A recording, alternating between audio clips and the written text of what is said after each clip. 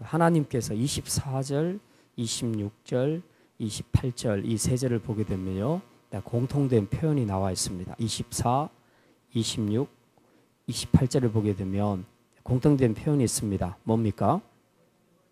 예, 내버려 두신다. 내버려 두신다는 그런 내용이 나옵니다.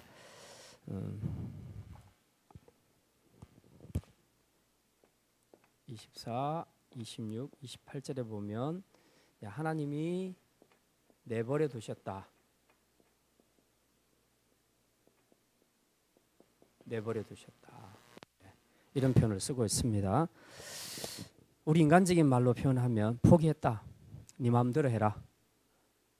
이제 보통 자식들을 사랑하면 자식들이 잘못된 길로 갈 때 계속해서 말합니다. 듣기 싫든지 말든지 자꾸 이제 잔소리를 해서라도 올바른 길로 가게 하는데, 아무리 해도 끝까지 말 안 들을 때 그때 어느 순간에는 내려놓게 되죠. 네 마음대로 해라. 난 모르겠다 이제. 네 인생 네가 살아라. 이제 그런 표현이 있죠. 근데 그걸 내버려뒀다고 얘기하는데 신학적으로는 육이라고 얘기합니다. 그냥 죽든지 말든지 더럽든지 말든지 그냥 그대로 방치해두는 상태에 이걸 육이라고 이야기합니다.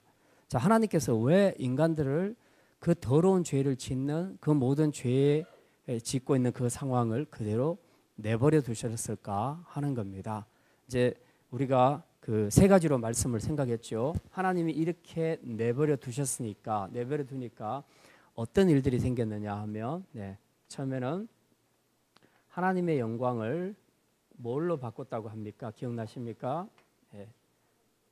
썩어질 새와 짐승과 사람과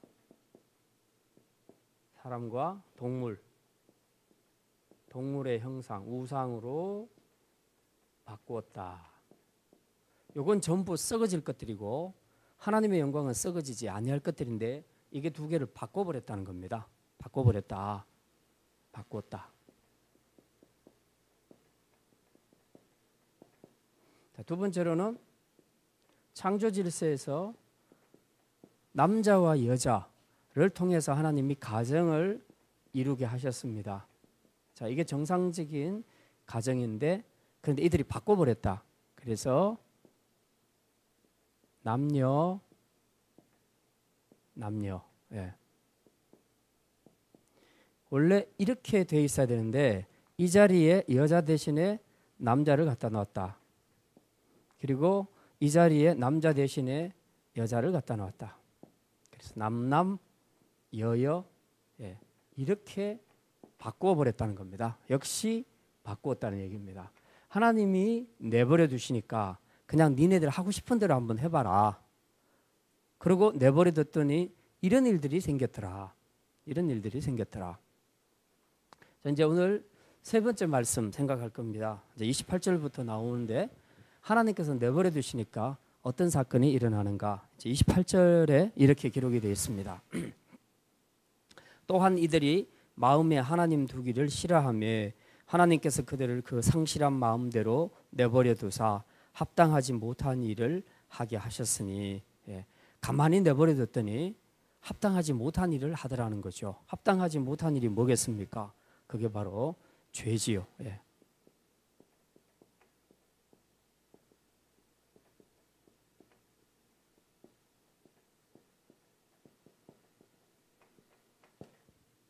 왜 합당하지 못한가?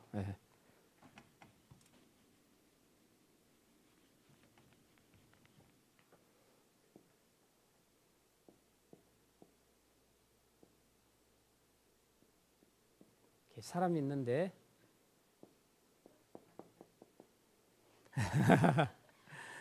사람이 있는데요. 그 사람의 마음속에 28절에 보니까 누구를 두기 싫어했다고요? 하나님을 두기를 싫어했더라. 하나님 두기를 싫어했다. 원래 하나님께서 인간을 만드셔서 하나님의 사람의 마음속에 신의식이 하나님이 계신다. 하나님이 계신다는 신의식을 주셨는데 그럼에도 불구하고 마땅히 있어야 할 하나님을 자기 마음속에서 빼버렸다. 나 하나님 싫어. 내 마음에는 하나님 두기 싫어. 라고 그렇게 한 겁니다.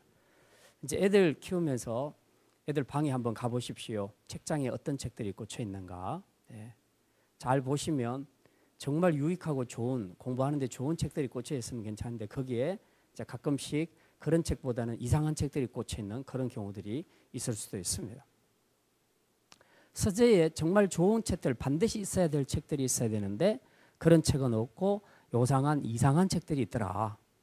인간의 마음이 똑같더라. 인간의 마음을 서재로 표현한다면 하나님이라는 정말 소중한 진리의 책이 들어가 있어야 되는데 이걸 싹 빼버렸더라. 인간이. 나는 내 서재에는 하나님이라는 책, 진리의 책을 넣기 싫어. 그래서 던져버렸다는 겁니다. 그러니까 거기가 텅 비게 되겠죠. 하나님으로 가득 찬 인간의 마음이 하나님으로 가득 차야 되는데 하나님을 빼버렸으니까 그 자리가 비어 있을 거 아닙니까? 비어 있습니다. 이 빈 자리, 이게 문제입니다. 이 빈 자리에 누가 찾아 들어오냐 하면 사단이 찾아 들어오는 겁니다. 사단은 빈 자리를 잘 들어옵니다.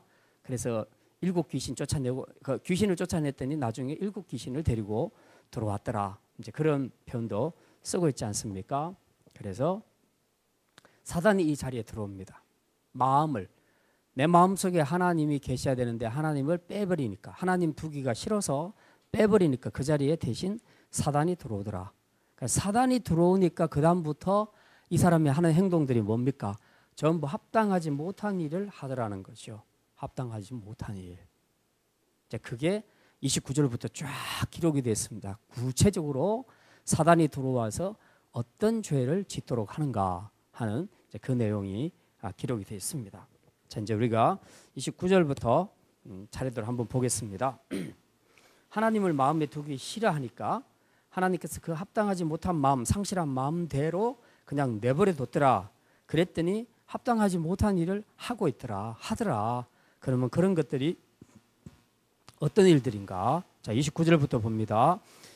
곧 모든 불의, 추악, 탐욕, 악의가 가득한 자요. 자, 요 네 개로 이제 일단 먼저 묶었습니다. 이제 불의라는 것은 사람들 상호간에 생겨나는 그 도덕적인 그런 부분들입니다. 이 도덕적인 범죄, 우리가 흔히 뉴스에서 제일 많이 보는 것들이 불의한 일들이죠.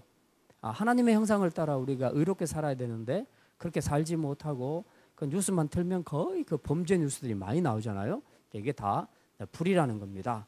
그 다음에 추악. 이건 잘못된 일을 하면서도 그걸 막 즐기는 사람들이 있습니다. 보통 우리 그리스도인들은 죄를 지을 때 양심의 가책이 있어서 막 즐기지를 못합니다.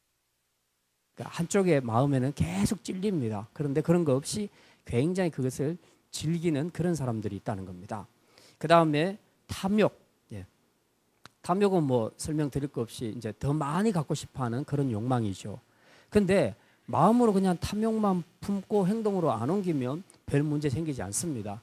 그런데 대개의 경우 마음에 품는 욕심이 어떤 형태로 행동으로 나타나게 되어 있습니다. 그래서 도둑질을 할 수도 있고 아니면 다른 사람을 해칠 수도 있고 내가 저거 꼭 가져야지라고 마음을 먹는 순간 탐욕을 가지는 순간에 어떤 구체적인 행동으로 죄를 저지르게 된다는 겁니다. 여기까지 다 포함해서 이제 탐욕이라고 말할 수가 있습니다. 자, 그 다음에 악의가 가득한 자요. 이제 악의는 그 내적인 악을 이야기합니다. 내면에 그 밖으로 표출되지 않아도 우리 내면에 가득한 죄를 말합니다. 그 다음에 시기, 29절에 시기, 살인, 분쟁, 사기, 악독이 가득한 자요, 수군수군하는 자요. 시기는 우리가 잘 알잖아요. 시기, 질투, 남이 잘 되는 거 못 봐주는 거, 그런 마음. 사실 남이 잘 된다고 해서 내가 달라질 건 아무것도 없어요. 그 사람이 잘 되는 건 잘 되는 거고 그 사람이 잘 돼서 내가 손해보는 건 없는데 이상하게 자꾸 그 사람이 잘 되는 것을 내가 싫어한단 말입니다. 이제 이런 것들이 시기, 질투, 그렇게 말할 수 있겠습니다. 그 다음에 악독, 사람을 해치고자 어떤 악한 상황으로 몰아넣는 거, 몰아넣는 그런 일들. 이제 악독한 일들이 많죠. 그 많은 사람들이 자기만 죄 짓는 것이 아니라 사람을 끌고 들어가서 이렇게 다단계니 또 뭐니 이런 것들을 보면 가끔씩 자기만 망하는 것이 아니라 다른 사람들을 악한 상황으로 몰아넣는 이제 그런 경우들도 굉장히 많이 있습니다. 자, 그다음 수군수군하는 자요. 수군수군, 뒤에서 요즘 아이들로 말하면 뒷담화하는 걸 이야기합니다. 앞에서는 말 못하고 뒤에서 어떤 사람에 대해서 안 좋은 말, 비방하는 말, 그런 말 하는 것을 수군수군한다. 소리가 잘 들리지는 않는데 뒤에서 비밀스럽게 말한다. 그 내용입니다. 그 다음에 비방하는 자요. 수군수군하고 좀 다른데요. 똑같은 비방인데 수군수군은 좀 뒤에서 은밀하게 숨어서 남을 욕하는 것이라면 비방은 공개적으로 말하는 것은 대놓고, 요즘 정치인들 보면 막 말할 때 보면 막 대놓고 막 욕하잖아요. 예, 이제 그런 것이 비방입니다. 그래서 투표할 때 보면 맨날 상대 비방하는 거, 예, 흑색선전 비방 이런 것들이 많이 나오죠. 예, 이런 비방. 그다음 하나님께서 미워하시는 자요. 그 30절에 비방하는 자요, 하나님께서 미워하시는 자요 할 때 이 하나님 이 말 표현대로 하면 하나님께서 미워하시는 사람, 어떤 사람을 미워한다면 그 사람을 두고 얘기하는데 사실은 이제 이 번역이 좀 잘못됐고요. 하나님을 미워하는 자, 하나님을 미워하는 자. 왜냐하면 여기서 쭉 나오는 이 죄의 목록들은 인간이 능동적으로 짓는 죄를 이야기합니다. 근데 가만히 있는데 하나님이 미워하시는 자 이렇게 얘기하면 말이 안 맞아요. 이게 히브리어로 목적격으로 쓰여져 있습니다. 그래서 이 번역이 하나님을 미워하는 자, 하나님을 미워하는 자. 그다음 능욕하는 자요. 예, 이 능욕이라는 것은 이제 다른 사람들 보통 이제 능욕을 행한다라는 그런 표현을 많이 쓰는데요. 다른 사람들이 고통받는 것을 즐기는 사람들이 있습니다. 그리고 그렇게 학대하고 가해를 하는 것을 좋아하는 사람들이 있습니다. 이제 이게 바로 능욕한다. 이제 그렇게 말합니다. 뭐 우리가 다른 사람들이 고통받을 때 막 기쁘고 즐겁고 막 그렇습니까? 그렇지 않잖아요.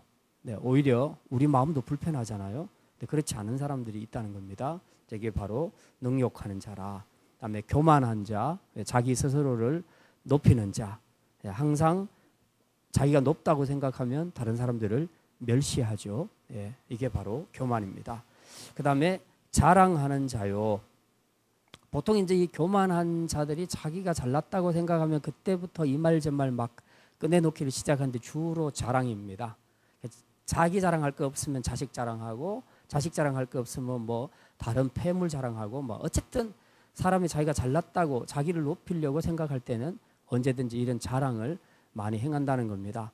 그러니까 이게 이 자랑이란 것을 우리도 사실 많이 하는데 여기 죄의 목록 안에 들어가 있다는 걸 우리가 잘 생각하셔야 됩니다. 예. 아, 자랑하는 것도 죄구나.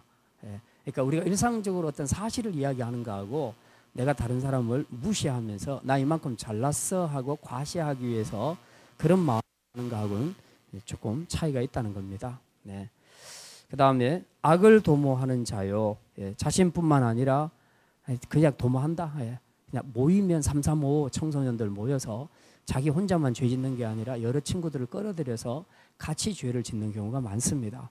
주로 이제 학교에서 애들 왕따시키고 할 때에 그룹으로 모여서 짜고 그렇게 한 애를 괴롭히는 그런 경우들이 많습니다. 이게 이제 말하자면 악을 도모하는 자라 말할 수 있습니다. 그 다음에 부모를 거역하는 자요. 예, 부모를 거역하는 자라. 부모 거역한다는 얘기는 뭐 이게 요즘만 그런 것이 아니라 옛날에도 이런 일이 있었습니다. 그래서 오죽했으면 하나님께서 10계명에 5계명에다가 내 부모를 순종하라고 했을까요? 이제 부모는 하나님께서 하나님의 형상으로 보내신 자가 바로 부모입니다. 보이는 하나님이라고 할 수 있습니다. 이제 바로 이런 부모를 순종해라, 거역하지 마라. 그러니까 여러분이 만약에 지금까지 살아오시면서 부모님을 거역했다면 그것도 확실하게 죄라는 것을 우리가 생각해야 됩니다. 이 목록 안에 들어가 있으니까. 예. 그 다음에 우매한 자요, 배약한 자요, 무정한 자요, 무자비한 자라. 예. 우매하다. 이건 사실 이제 영어로 설명하면 조금 더 쉽은데요. 우매, 배약하는 자. 또 뭐죠? 밑에 무정한 자, 그 다음에 무자비한 자. 이게 이제 헬라어에서는 아라는 그 부정어를 붙여서 그렇게 하는데 이제 영어로 말하면 이렇고요.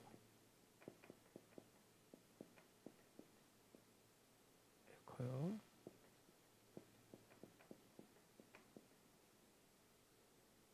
그다음에 자비가 정 잠깐 무자비 잠깐만요. 로셀리스. 영어 공부하려고 하는 건 아니고요. 그 센스, 우리가 이제 센스라고 얘기하지 않습니까? 센스, 지각, 예, 이런 걸 뜻하는데 하나님께서 경험을 통해서 우리에게 가르쳐 주시는 것들이 있습니다. 그걸 지혜라고 성경에서는 이야기합니다. 학교 가서 공부 안 해도 말씀을 통해서 우리에게 잠언서나 이런 것들을 보면 지혜를 많이 가르쳐 주시거든요. 이제 그걸 여러 가지 단어로 쓸 수 있는데 그 중에 하나가 센스입니다.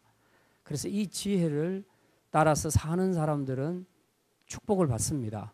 그런데 그렇지 않고 이 지혜를 가지고 거부하며 하나님이 가르쳐 주신 지혜를 거부하며 사는 사람들이 있습니다.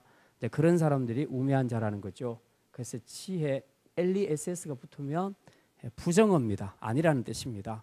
그래서 그 지혜가 없는 우매한 사람, 예, 그런 뜻입니다. 배약, 약속을 어긴다. 페이스는 믿음이죠. 그 믿음이 없는 거니까 말하자면 배약입니다. 그래서 우리가 어떤 사람들하고 약속을 했는데 나한테 돈 빌려갔는데 내가 언제까지 갚아주겠다라고 약속을 했는데 제때 안 줍니다.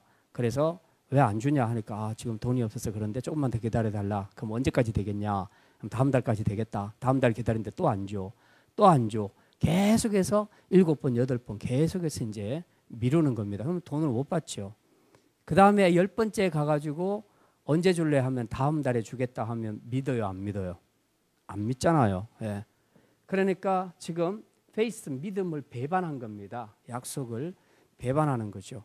이런 것들도 전부 죄의 목록에 들어갔다는 거예요. 사도 바울은 이게 우리 인간의 하나님을 마음에 두기 싫어하는 사람들 안에 나타나는 죄 중에 하나가 이런 것들이 있다는 거죠. 약속을 잘 지켜야 됩니다.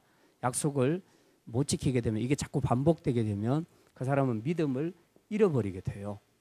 그래서 우리가 약속 하나도 할 때 신중하게 해야 되고 했으면 약속을 했으면 반드시 지켜야 된다. 혹 못 지키게 될 때는 빨리 사죄하고 양해를 구하고 그렇게 해서 자기 믿음을 잃어버리지 않도록 해야 된다는 거죠. 사람과 사람 관계에서 신의를 잃어버리면 그 다음부터는 관계하기가 되게 어렵습니다. 그래서 이런 것들이 이제 죄의 목록 속에 들어간다. 그 다음에 이제 hurt, 이거는 마음이죠. 그 마음이 따뜻한 사람 뭐 그렇게 할 때 warm hearted 그렇게 얘기하는데 이 마음이 없다. 예, 인간의 정이 없다는 겁니다. 그래서 무정하다라고 이야기하는 겁니다. 그 다음에 무자비도 마찬가지입니다. 이게 루스풀이라는 것은 굉장히 동정심이 많은 뭐 이런 뜻인데 거기에 LESS가 붙었습니다. 그런 게 없는 사람을 얘기합니다. 그래서 자비가 없는 사람.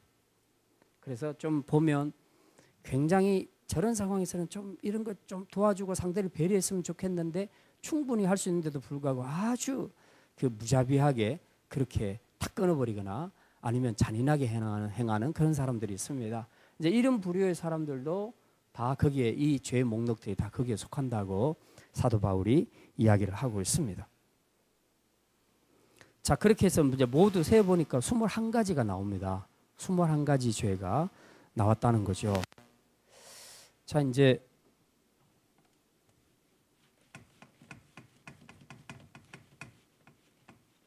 근데 마지막 32절에 보니까 그들이 이 같은 일을 행하는 자는 사형에 해당한다고 하나님께서 정하심을 알고도 자기들만 행할 뿐 아니라 또한 그런 일을 행하는 자를 옳다 하느니라. 지금 이 21가지 죄를 행하는 자들, 이 행하는 자들이 이대로 살면 하나님 앞에서 사형감이다 하는 걸 알고 있다는 거예요. 자신들이 다 알고 있다는 겁니다. 하나님의 정하심을 알면서도 그대로 행한다는 겁니다. 그대로 행하면서 더 기가 막히는 것은 다른 사람이 그런 일을 할 때에 너도 잘했다라고 그렇게 인정해 준다는 겁니다. 그러니까 자기만 죄 짓는 게 아니라 똑같은 죄를 다른 사람이 지었을 때도 너 참 잘했어라고 그렇게 말한다는 겁니다. 옳다, 잘했다라고 그렇게 칭찬한다는 거죠. 지금 오늘 28절부터 32절까지 본 내용들이 뭘 이야기하냐 하면 하나님을 마음에 두기 싫어하는 사람,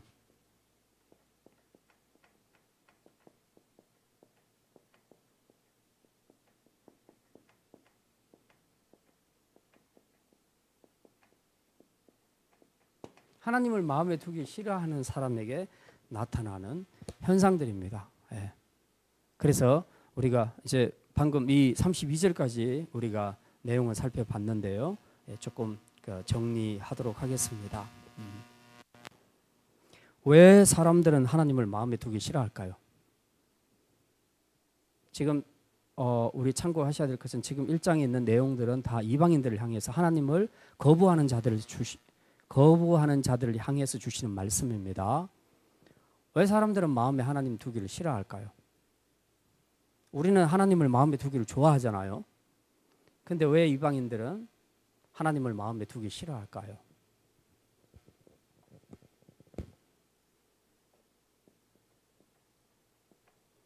왜 사람들은 하나님을 마음에 두기 싫어하는가?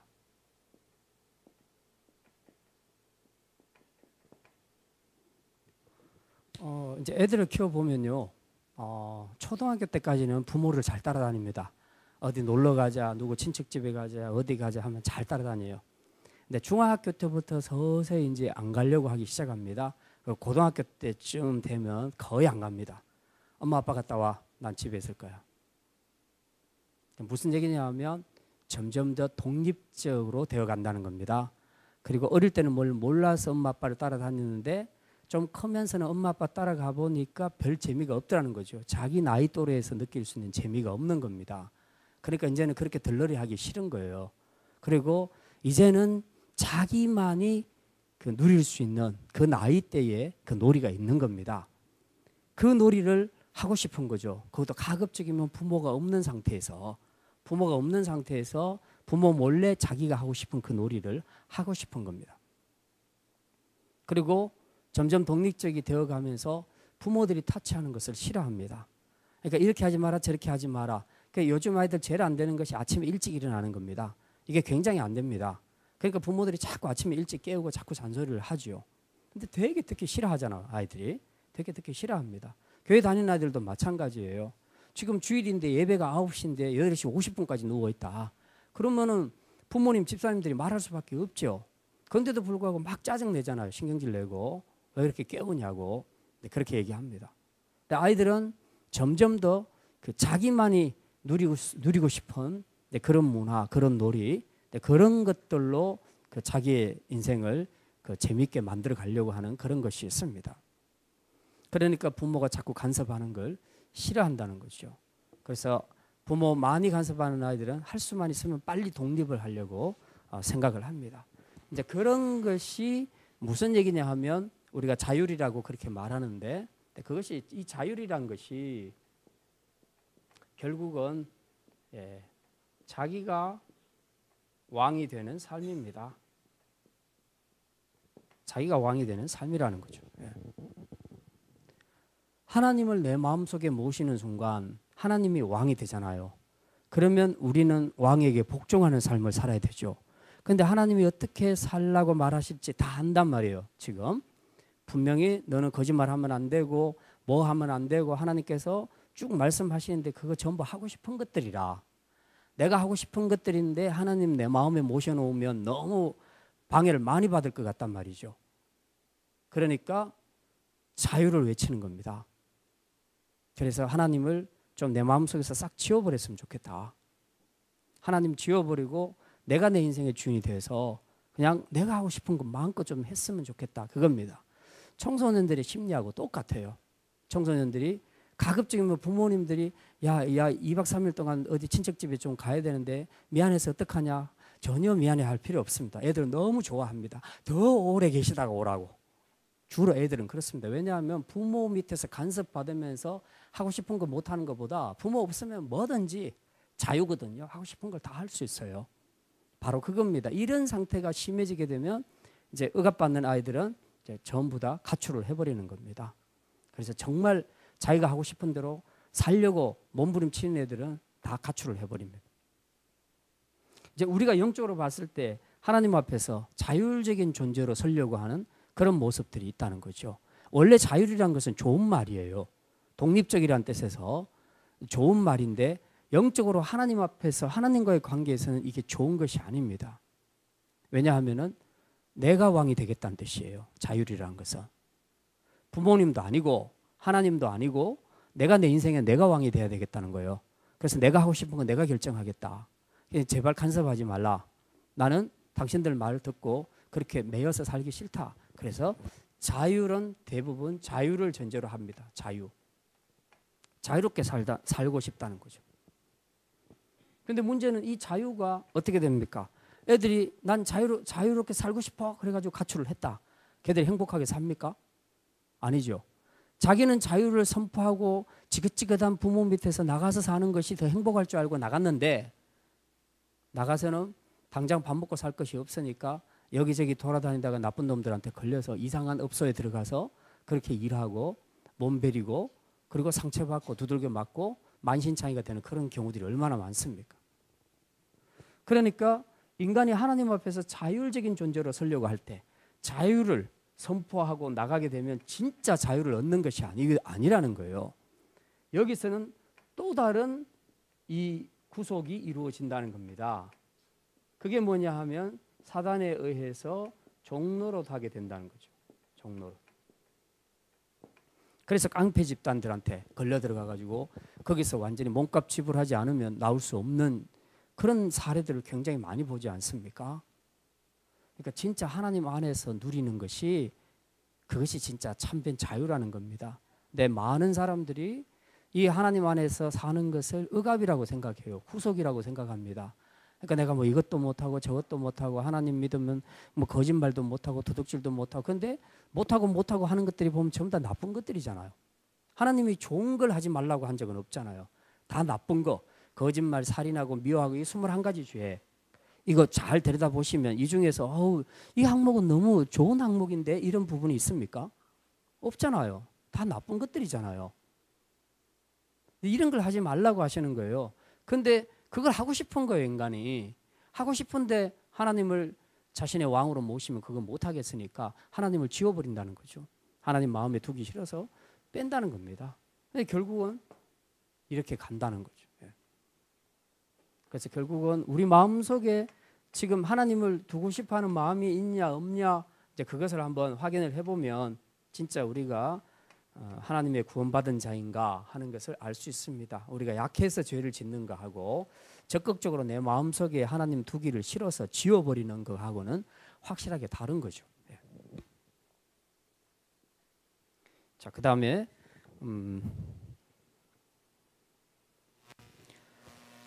이제 이렇게 사는 사람들의 그 삶의 최후입니다. 하나님을 마음에 두지 않는 사람의 삶의 최후입니다. 아까 이제 사람 그림으로 제가 설명을 드렸는데 이렇게 나무로 표현하면요, 나무에 이 열매들이 맺힙니다. 이렇게 열매들이 맺힙니다. 그런데 원래 하나님이 우리 마음에 들어와 계시면 우리 이 나무가 이게 이제 우리 인생입니다. 우리 인생의 나무에서 이 열매가 맺혀지는 열매는 뭐가 되겠냐 하면 성령님 하나님이 내 안에 와 계시니까 무슨 열매를 맺겠어요? 성령의 열매를 맺겠죠. 성령의 9가지 열매 아시죠? 9가지 열매를 맺게 됩니다.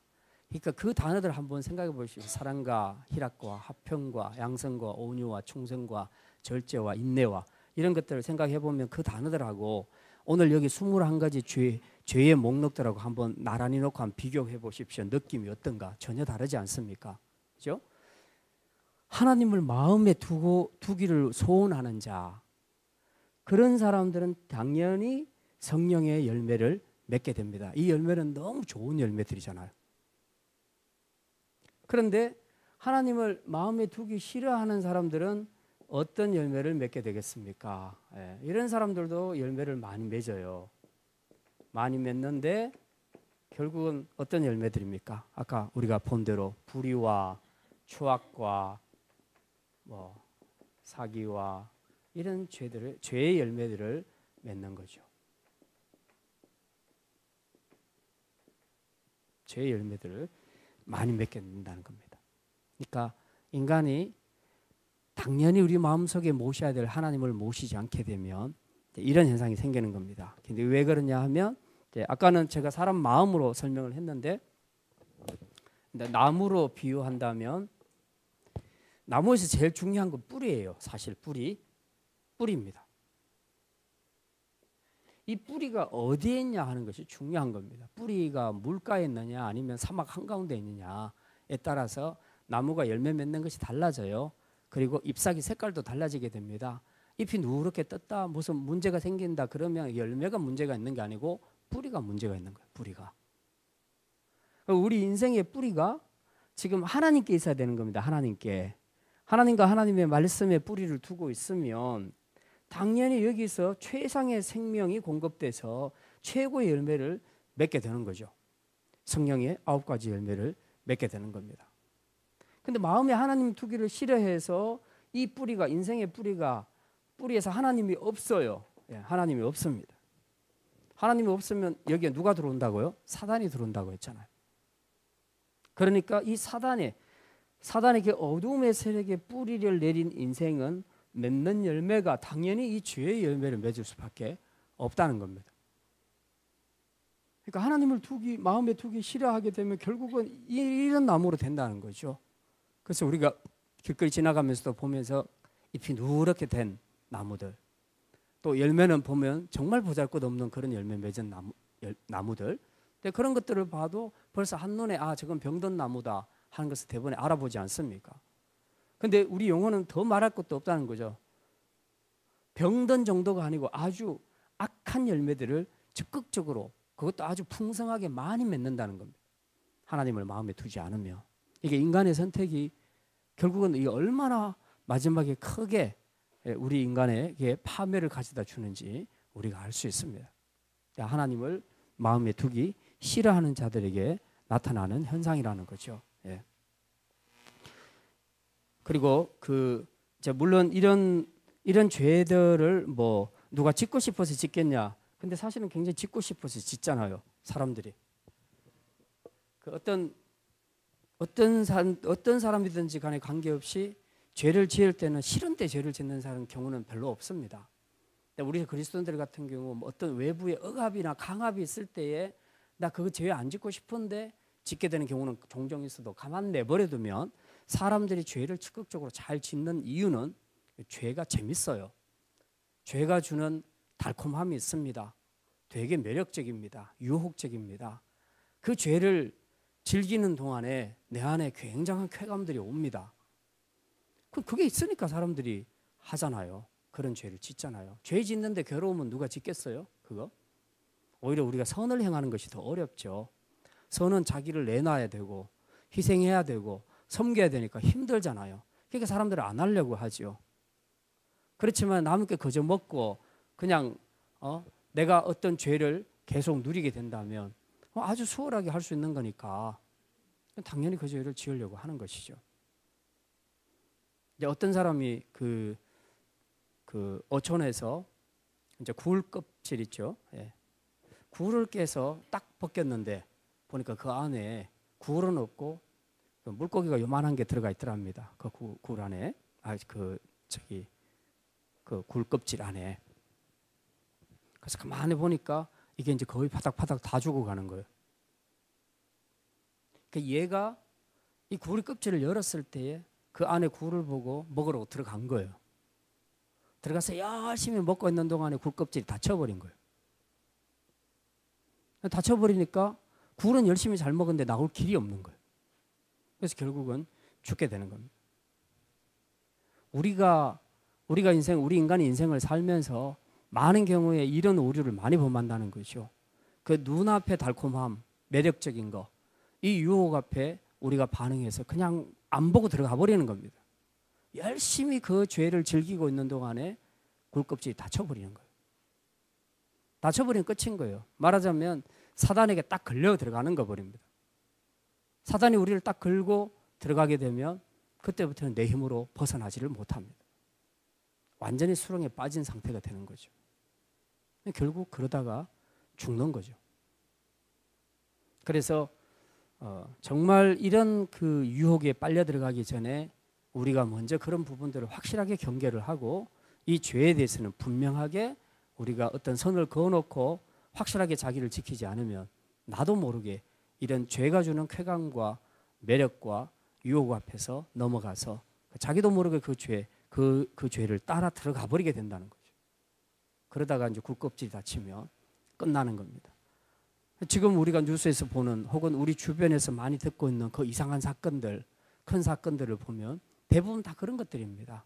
죄가 싫어서 지어서 그런 사고 난 게 아니고 그 죄 짓는 순간에는 너무 행복했겠죠. 쾌감이 컸겠죠. 쾌락이 얼마나 컸겠습니까?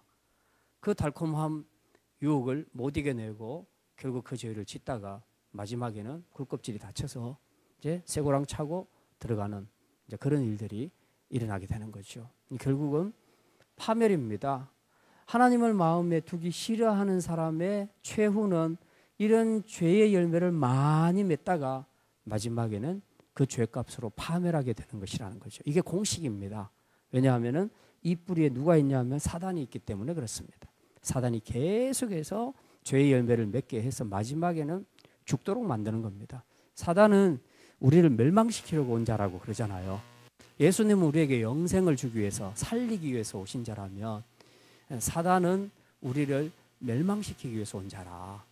그런데 우리가 이 사단이 주는 그런 유혹에 빠져서 그 달콤함에 빠져서 그 죄를 물고 들어가게 되면 마지막에는 굴껍질이 다쳐서 죽게 되는 영원한 사단의 노예로 살게 되는 이 파멸이 찾아오게 된다 하는 것을 우리가 알아야 합니다.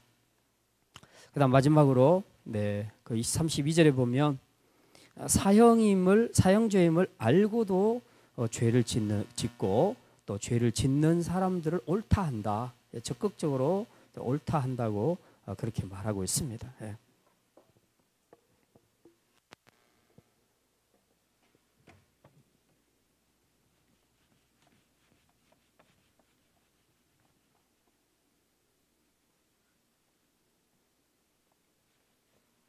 사람들이 하나님을 마음에 두지 않으니까 어느 정도로 사람들이 악해지냐 하면요.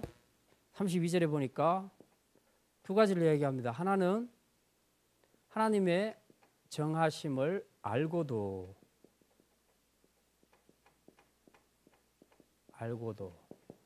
뭐 어쩐다고요?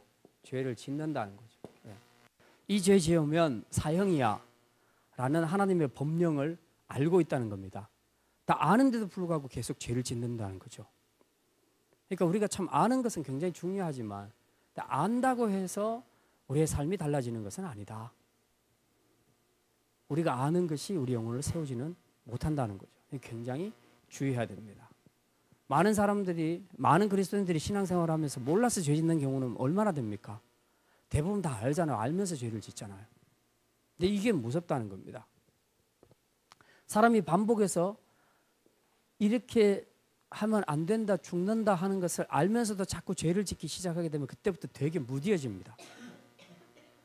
내가 이러면 안 되는데 하면서 또 짓고 하면서 계속 그 죄를 반복해서 짓다 보면 나중에 이제 견고한 진이 만들어지게 됩니다.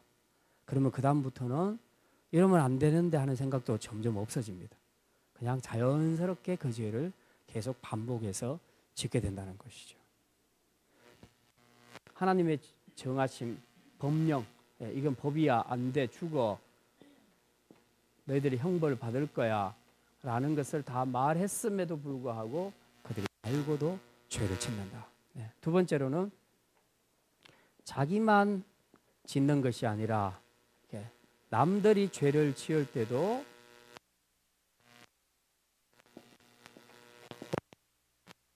해준다는 겁니다. 인정해준다. 도대체 이런 심리는 뭐겠습니까? 그렇죠? 내가 어떤 A라는 죄를 지었는데, 근데 분명히 다른 사람이 A라는 죄를 지을 때 그게 분명히 잘못한 걸 알아요. 아는데도 불구하고 너 잘했어라고 말해주는 겁니다. 왜 그렇습니까? 그 사람을 정죄하는 순간에 자기를 정죄해야 되거든요. 자기가 지금 말하자면 자기를 변호하기 위해서 그런 거예요. 근데 사람이 뭐 죄인이 아닌 사람이 누가 있습니까? 우리 전부 다 죄인이죠. 그러니까 죄를 많이 지으면 되게 반가워하잖아요, 사람들이. 자기가 죄 많이 짓는 사람은 죄 안 짓는 사람 보면 부담스러워요. 사는 것이 늘 거룩하고 성결한 사람을 보면 같이 있어도 교제하기가 싫어해요, 이 사람들이. 왜냐하면 같이 있으면 같이 있을수록 자기의 죄가 드러나요. 자기의 죄성이 드러나기 때문에 그냥 자기 스스로가 자꾸 정죄받아요. 아, 저 사람은 저렇게 사는데 나는 이 모양으로 사네? 그렇게 해서 반성을 하면 좋은데 반성하는 것이 아니고 그게 싫은 거예요.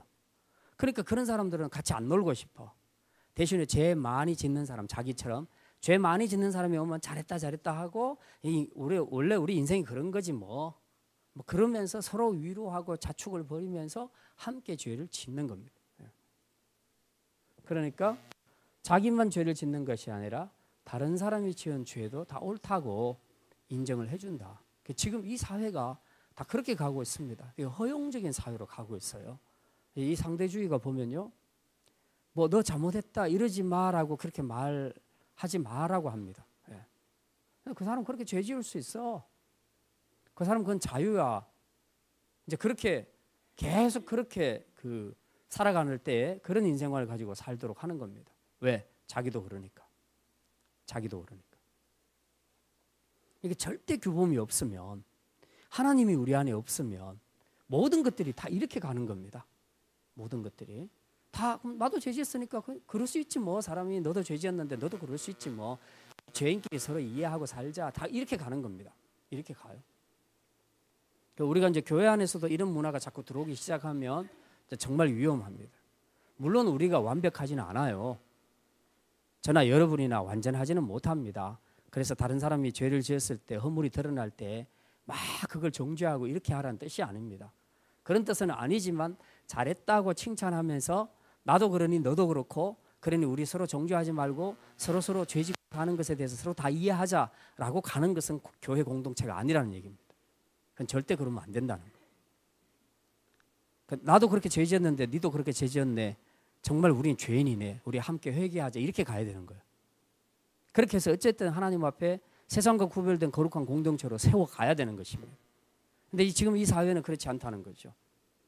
나도 문제가 있고 너도 문제가 있으니 우리 다 같이 문제 있는 사람들끼리 그냥 되는 대로 살자는 거죠. 자유롭게.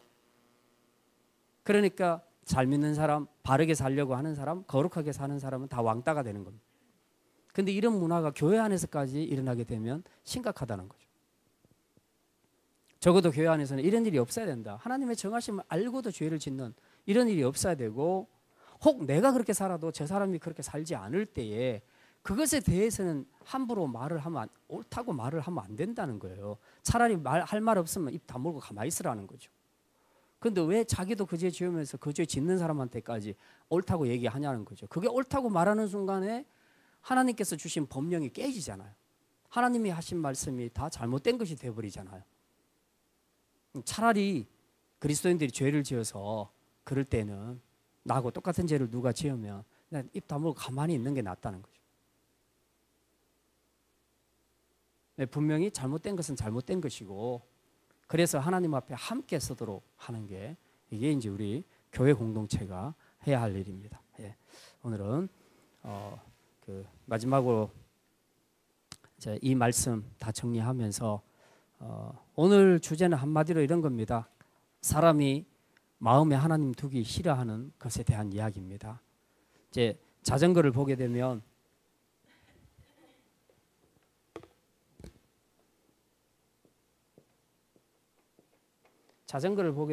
이 바퀴가 이게 살들이 많잖아요. 이 살들이 많이 있는데 이 많은 살들이 아무리 많아도 다 바퀴 축에 있습니다. 바퀴 축에 있다고요. 지금 오늘 우리가 21가지 죄 목록들을 봤지만 죄 목록이 21가지만 있겠습니까? 찾으면 더 나올 거예요, 아마. 아무리 많은 죄를 이야기해도 그걸 다 하나로 묶으면 중심축은 뭐냐? 하나님을 마음에 두기 싫어하는 여기서 다 죄가 나온다는 거예요. 그래서 결국은 이제 조제 막 이렇게 회개하는 거 그것도 중요하겠지만 근본적으로 이 문제를 해결해야 된다. 사도 바울이 지금 이야기하는 것은 이걸 해결해야 된다. 내 마음 안에 하나님이 계시는가? 하나님 계시는 것을 기뻐하는가? 아니면 싫어하는가? 나는 내 삶에서 하나님을 밀어냈는가? 아니면 하나님을 왕으로 모시고 내가 그 말씀에 순종하고 사는가? 지금 이걸 우리는 비록 이방인들에게 준 메시지지만 우리는 오늘 이 말씀을 통해서 우리 자신에게 이걸 돌아봐야 되는 겁니다. 그래서 오늘 이 시간 좀 우리 잠깐 기도하실 때에 여러분이 항목들 중에서 몇 가지가 해당되는지 그건 잘 모르겠지만 아마 여러분 마음속에 좀 걸리는 항목들이 있을지 모르겠습니다. 분명히 있을 겁니다. 근데 그런 항목들을 두고 우리가 하나님 앞에 회개하는 것보다는 근본적으로 하나님이 내 마음에 왕으로 계시는 것에 대한 거부감이 내 안에 있는가, 또 나는 아니면 혹시 내가 스스로 왕이 되어서 내 하고 싶은 대로 하려고 살려고 하다 보니까 이런 삶이 나타나고 있지는 않는가, 이런 것들을 우리가 좀 돌아보시면서 이 시간 우리 함께 좀 기도했으면 좋겠습니다.